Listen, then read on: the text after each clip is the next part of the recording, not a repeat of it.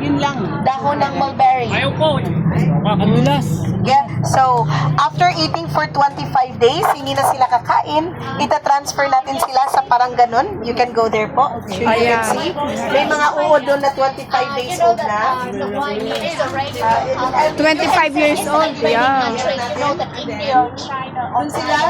Doon sila gagawa ng kanilang food only in Vietnam here. from their saliva. Because it depends on the climate, so the silver will absorb keratin or carotenoid and turn from the yellow. So the Dalawang water color is na food, puti at and gold. you know that in the paper inside here. Wala po, wala pa ito madam ikalog-kalugin. At mga Tagalog ba kayo? Yes, Tagalog. Taga saan ka, probinsya? Taga ano po? Taga Pit Senior.